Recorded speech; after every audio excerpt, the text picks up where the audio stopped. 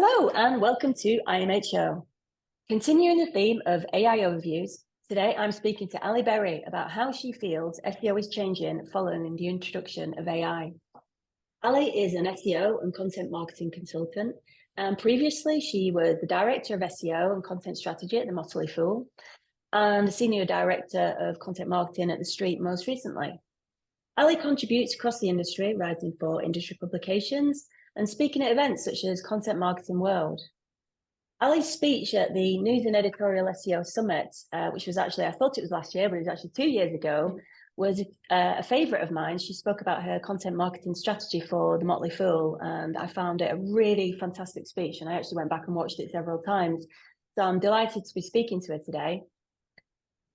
So Alli, I'm going to jump in here and say, in your opinion, what do you think about AI overviews? How will they impact the industry, and where is this all going? Good questions, Shelley. Well, first of all, thank you so much for having me. It's a lot of fun to be here. Um, AI overviews are an interesting study right now. I have a hard time not comparing them to what we once thought featured snippets were, which I know a lot of people have said, but I feel like it's kind of true that, all Google is trying to do is essentially give a user an answer faster, right? And so this is their newest iteration of essentially taking their best results and giving it to somebody in a new format. I am happy to see even when featured snippets first started, they weren't citing their sources. If you remember that whole controversy of we're going into voice search and no one's going to get credit and citation and traffic and what are we going to do? I feel like we were kind of there all over again at the beginning of these AI overviews. Google has sorted that out, it seems, for the most part. They are citing quite a few sources, which is actually kind of interesting. Obviously, anytime that happens, it's an opportunity for a site potentially to get in there. And now they've just announced too that they're rolling out ads. So I feel like it's another potential opportunity for certain types of queries. Brands are not going to have very much say in whether they're included or not. So it's an interesting time. It's an interesting study. I guess I don't have like a strong yes or a strong no opinion about these. I feel like they are just the next generation of disruption at the top of the SERPs. And now it is on us as practitioners to figure out how to make the most of them. I've had great success with featured snippets in my past. I hope that we can, replicate that with this. Have you actually noticed in any of your with your clients in any of the niches that you work in, have you noticed any impact already on that? That's a good question. I have my primary client right now is in the financial space. They're an affiliate site.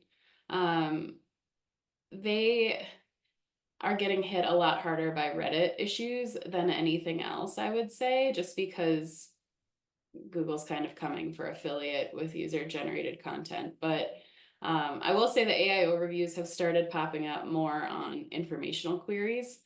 And those were already queries we were trying to move away from just because they're not super winnable with some of the big financial publishers in that space. Investopedia is a giant dictionary. It's impossible to compete with them for a lot of informational queries. And so we've basically just been trying to avoid potential queries that could be getting these AI overviews. But that's like just one niche, right? Yeah, I'm trying to think actually. I think the finance space is that the one of the spaces where they're seeing the least amount of AI overviews. Is that right? So YNYL, far, yeah. so far, I have a hard time believing they're going to stay out of it, but yeah, I think they're being a lot, and rightfully so, more careful on the types of Yeah. queries that they're putting them on versus like, if you have more of a shopping type site or if you're in more of a entertainment or fashion type, in a non-YMYL industry, I guess I feel like you're probably going to see more of it.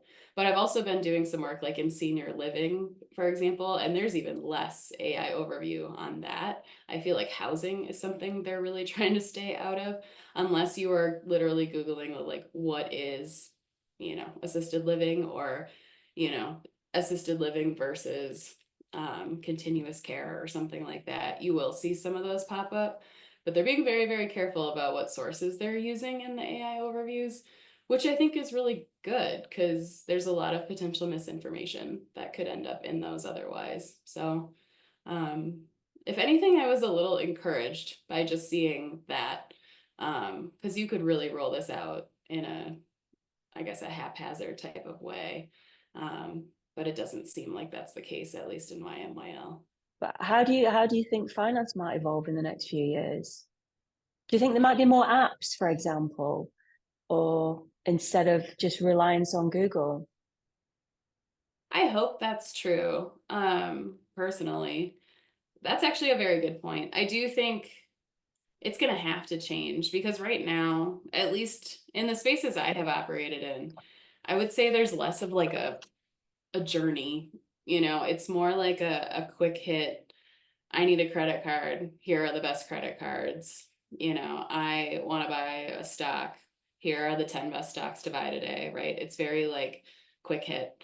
And I wouldn't say that a lot of it is like building a relationship over time. I think there are very few finance sites that are like actually building community well.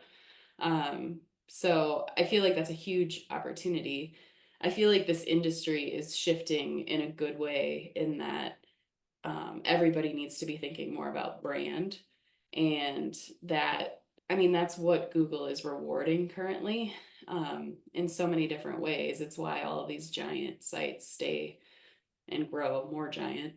They are rewarding the brand recognition. There are very clearly pieces in the algorithm that support, you know, whether there's branded search, there's lots of direct traffic, whatever it actually is, if it's really links, if it's they have a metric there, and it's rewarding the big ones. So I do feel like even smaller companies that are trying to build in any industry, you have to be thinking about brand, and you're going to have to be less reliant on Google. And that does mean like you're going to be collecting people's information, you're going to be sending them content directly, you're going to try to take search kind of out of the equation as much as you can and have direct contact with your people, your audience, if you will. So I feel like that's going to change everywhere because the brands that don't adapt are going to die. And it's just kind of a sad reality, but you can already see it happening with all of these smaller sites, smaller, brands, what have you. If you want to stay with that like quick hit search answer, like it's just not going to keep working, I don't believe. So from that perspective, whether it's finance or any other space, I do think like the need to build brand recognition and audience and find new ways to connect with audience, that's only going to grow. And I think that that's good. You want to actually be thoughtful and mindful in building brand, and actually building something people want to be part of. So I think that's only going to make the brands that survive better. So I guess that's one thing I am thinking about in finance. I don't know what like the future of search or queries look like. Sometimes when I am doing work though, I feel like the years are probably numbered in, our content roadmaps ahead of like, are we still going to be thinking like this and trying to like build out all of these new pages with, affiliate links? Like this feels numbered perhaps, but it's cool to see like this client that I've been working with, they're trying to shift into a completely new space too, of like kind of selling a B2B product as well to, stockbrokers. That's like, I think that's a smart pivot, right? You're going to want to stop leaning so much on those affiliate relationships, figuring that Google's coming for it. And if they're not, something's going to happen. I mean, Google might actually get broken up from this, DOJ trial. We're still waiting, until August of next year. But if that does happen and they have to like sell off Chrome or disinvest in it or Android, they're going to have less data. They're going to, it's going to hurt the quality. And I think that's good in some ways. Like it might help people actually be less reliant on Google. We might see the rise of new search engines, or we might see better or different AI solutions. It's pretty clear that Apple is investing in a lot of different potential options. So I guess all of that is to say, like, there's a lot that could be changing, but I guess in the end, the thing I'm thinking the most about is brand and brand recognition and audience growth. So I feel like for content marketers, for digital PR people, like your careers feel a lot safer these days in my mind. I do feel like we're kind of back at the beginning of marketing again, where you do Yeah. need to do traditional advertising. Like you can see NerdWallet Yeah. everywhere, and it's fascinating when I run into a commercial from a competitor. Like I saw one, I had a client in the ticketing space I saw a commercial for SeatGeek, and I was like, oh, like this is what everyone needs to be doing. I mean, it is true. Like this is what everyone needs to be doing is you need people to think of your brand. And, Mm. we're back to square one. People didn't want Yeah. to spend on this for a long time because it's really hard to measure the ROI, but you need to. Like you need to be a brand people associate with what you do. So yeah, like billboards, signs, like in the subway, whatever it is, like I I feel like that's how you build the recognition piece, right?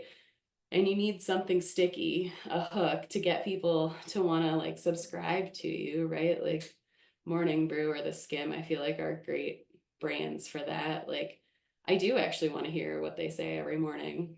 Like they have a really interesting take on the news, and it helps me not have to read everything, but still feel informed. It's just like knowing what your thing is and doing your thing well. You need that too, but you also need to be like out there so that people even like know that you're there. So yeah, I think that's like so fascinating that we like have fully circled back. Yeah. Yeah, I think it's pretty unanimous across the board that most people would agree we have come full circle back to classic marketing. Um, I think I'm gonna sort of just bring this to wrap up now. We've been talking about, but I do think that for anybody that can combine brand with AI, then I think they're going to be able to. I think that's probably going to be the real Yeah. focus moving forward. Those two are just going to be critical now. Yeah. But Ali, it's been great speaking to you. Thank you very much for giving me your opinion, and thank you. Thank you.